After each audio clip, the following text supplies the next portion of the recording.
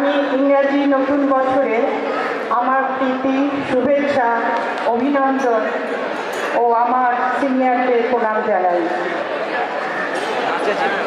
I like to extend my warm wishes to you all as you welcome this year 2024.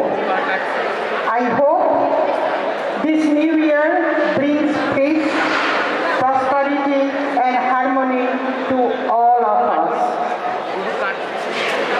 আমি রত্না বন্দ্যোপাধ্যায়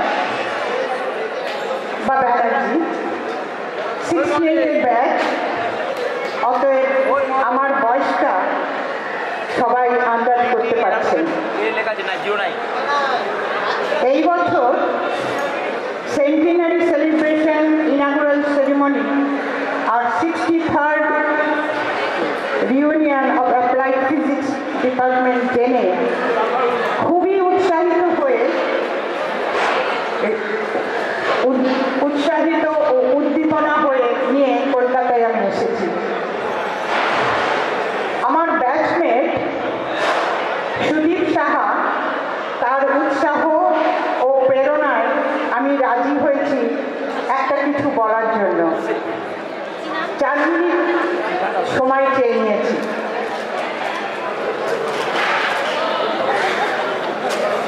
নানা ভাবনার ধারা অন্বেষণ করে তৈরি হয়েছে আমার চিন্তাধারা। এই ভাবনা জগৎ থেকে আমি বেঁচে থাকার প্রেরণা পাই। মনে করি আমার জন্মদিন অন্তহীন সময়ে অতলে বিলীন। আমার প্রবাসী জীবন এক চলমান ছবি।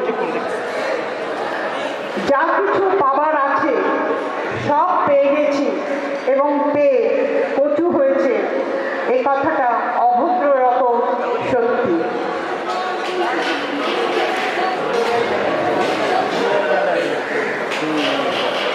আরো পাবো এবং পেয়ে 4টে হাত নির্ঘাত গজাবে, এই আশাটাও শোচনীয়ভাবে মিথ্যে। বর্তমানটা একটা আচ্ছা, না জানা ভবিষ্যতের দিকে হাঁ করে তাকিয়ে অনির্দিষ্ট হয়ে না থেকে সীমাবদ্ধ সুনির্দিষ্ট হওয়া বোধহয় অনেক জোর জাগায়। সেই পরিপ্রেক্ষিতে কবি সুভাষ মুখোপাধ্যায়ের একটা খুবই ছোট্ট কবিতা আমার জীবনের সায়ান নিয়ে এমনকি এই বার্ধক্যে এসে গভীরভাবে মন ছুঁয়ে গেছে। কবিতাটির নাম অনেকেই হয়তো আপনারা জানেন। এখন হাড়ে আমার দুব্য বাজাচ্ছে শিরদাঁড়ার ব্যাময়, ঝুলন্ত বাসে এক পায়ে ঝুলতে ঝুলতে পায়ের শিরায় টান ধরে। মুঠো যখন আলগা হয়ে আসে, বৃষ্টির শেষে টেলিগ্রাফের তারে জলের ফোঁটার মতো যখন টলমল করি, পেছন ফিরে তাকাতে আমার বড় কষ্ট হয়। আমি বড়দের সেই বারণ মনে করে রেখেছি, চলন্ত বাস থেকে পেছন ফিরে কোনো সময় নামতে নেই।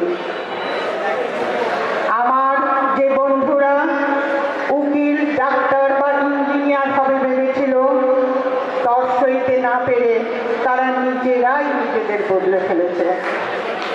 আমার কপাল ভালো, আমি এখনো ভিড় বাসে চলছি। হাতের মুঠো আলগা হয়ে এলেও পিছন ফিরে কিছুতেই তাকাতে পারছি না। নমস্কার, ধন্যবাদ।